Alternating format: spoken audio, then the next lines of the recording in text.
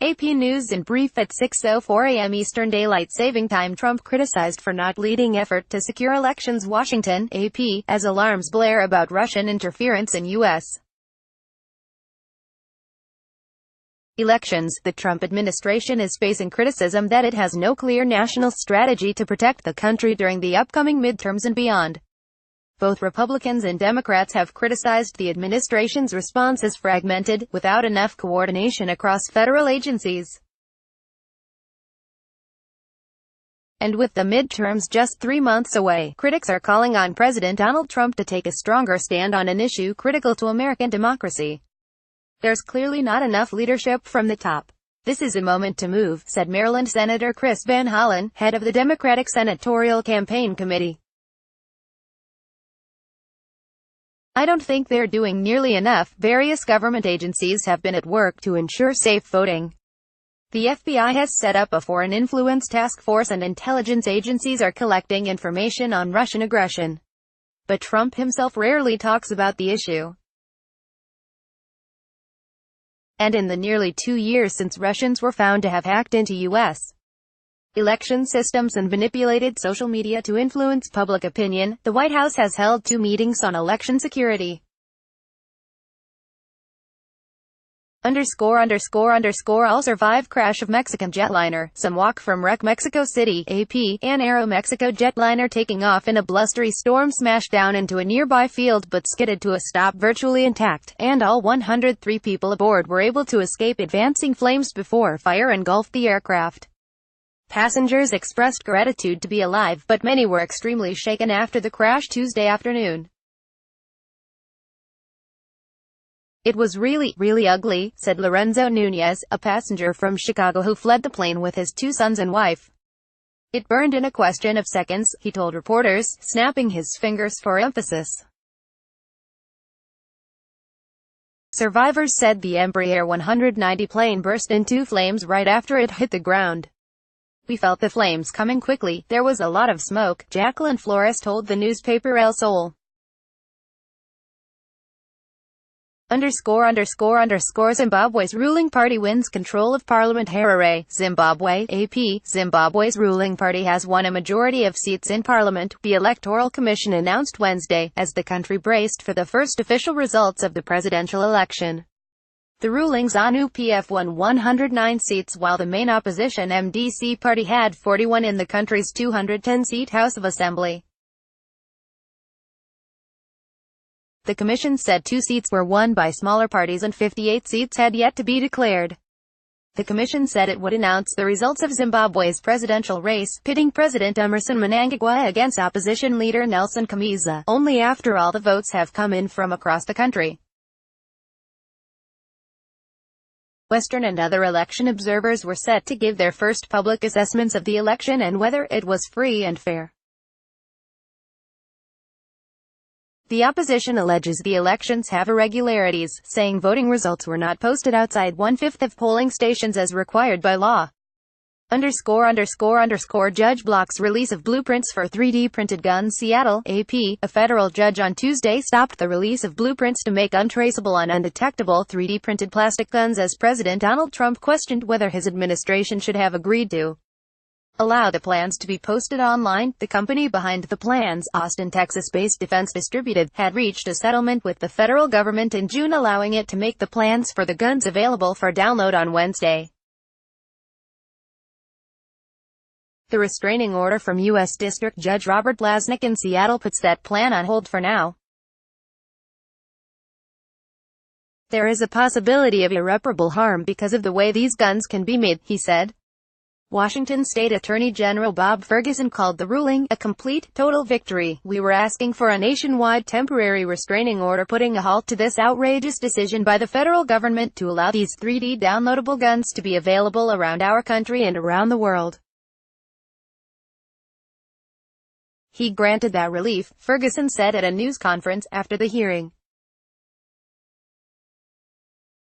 That is significant, presumed the U.S. war remains begin journey home from South Korea. Pyeongtaek, South Korea, AP. Decades after the end of the Korean War in 1953, the remains of dozens of presumed U.S. war dead began their journey home following a repatriation ceremony in South Korea on Wednesday. North Korea handed over the remains in 55 boxes last week and allowed a U.S. military transport plane to move them to the U.S. Osan Air Base near Seoul in South Korea. While it was an apparent goodwill gesture by North Korea toward the United States, the return comes amid growing skepticism about whether the North will follow through on its pledge of nuclear disarmament. Hundreds of U.S. and South Korean troops gathered at a hangar at the Osan base for the repatriation ceremony, which included a rifle salute and the playing of the U.S. and South Korean national anthems and dirges in front of the UN flag-covered metal cases containing the remains. After the ceremony, the remains were moved one by one to transport planes which will fly them to Hawaii, where they will undergo an in-depth forensic analysis, in some cases using mitochondrial DNA profiles, at a Defense Department laboratory to establish identifications. U.S. Defense Secretary Jim Mattis said last week that the return of the 55 boxes was a positive step but not a guarantee that the bones are American. Vice President Mike Pence, the son of a Korean War veteran, is to fly to Hawaii for what the military calls an honorable carry ceremony, marking the arrival of remains to American soil. Manafort accused of amassing secret income as trial opens Alexandria, Virginia. AP, Paul Manafort orchestrated a multi-million-dollar conspiracy to evade U.S. tax and banking laws, leaving behind a trail of lies as he lived a lavish lifestyle, prosecutors said as they laid out their case against the former Trump campaign chairman. Prosecutor Uzo Asoni told the jury during his opening statement Tuesday that Manafort considered himself above the law as he funneled tens of millions of dollars through offshore accounts. That secret income was used to pay for personal expenses such as a $21,000 watch, a $15,000 jacket made of ostrich and more than $6 million worth of real estate paid for in cash, Asone said. A man in this courtroom believed the law did not apply to him, not tax law, not banking law. Asoni said as he sketched out the evidence gathered by special counsel Robert Mueller's team in Manafort's bank fraud and tax evasion trial. Manafort's trial is the first arising from Mueller's investigation into potential ties between Donald Trump's presidential campaign and Russia. It opened with extraordinary anticipation amid unresolved questions about whether Trump associates coordinated with the Kremlin to tip the election in the president's favor. But it was clear from the outset that the case would not address that question. Prosecutors did not once reference Manafort's work for the Trump campaign nor mention Mueller's broader and ongoing investigation into Russian election interference. Mueller was not present in the courtroom. Promoting voter ID, Trump says ID needed to buy groceries. Tampa, Florida. AP, President Donald Trump wrongly claimed that shoppers need to show photo identification to buy groceries and accused Democrats of obstructing his agenda and his Supreme Court nominee during a raucous rally aimed at bolstering two Florida Republicans ahead of the state's primary.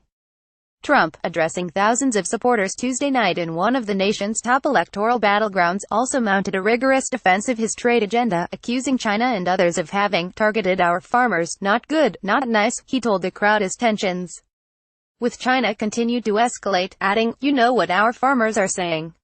It's okay, we can take it." The Trump administration last week announced plans for $12 billion in temporary aid to help farmers deal with retaliatory tariffs from U.S.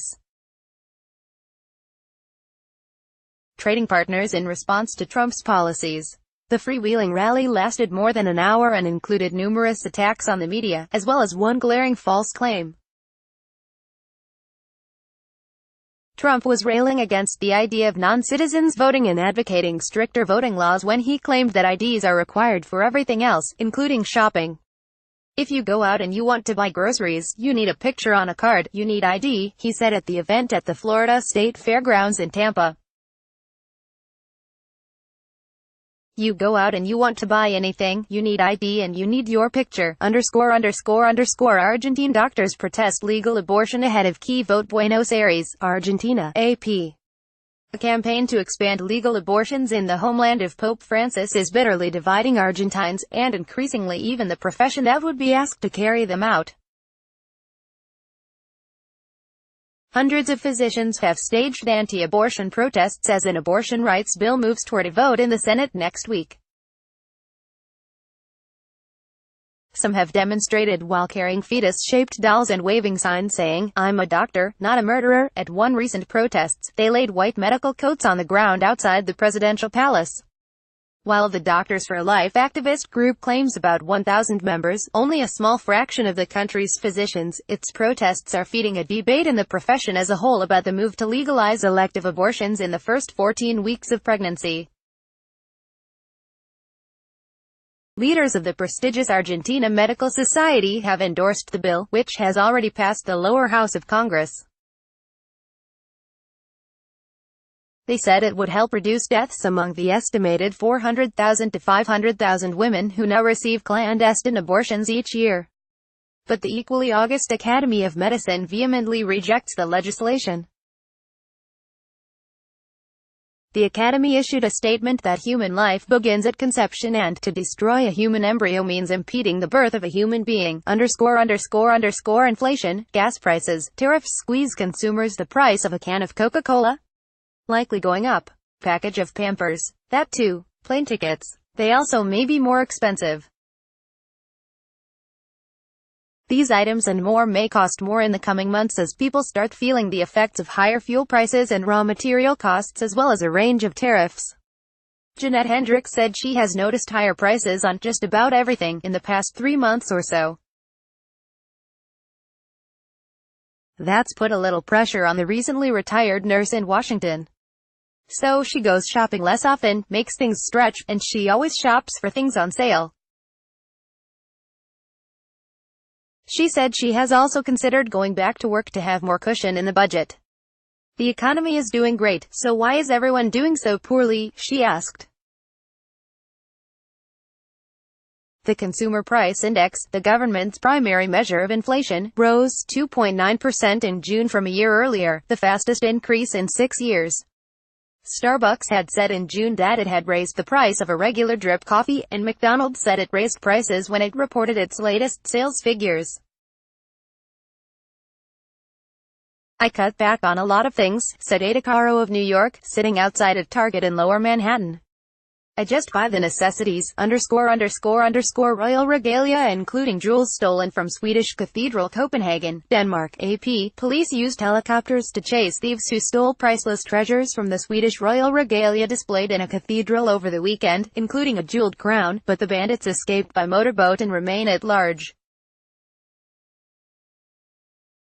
2 people allegedly stole the 2 crowns in an orb used by the 17th-century King Carl IX and Queen Christina, which had previously been stored in their tomb, before speeding off via the vast system of lakes west of Stockholm, police said in a statement Wednesday. Authorities have been using a helicopter and boats to search for the culprits, they added, but no arrests have been made so far.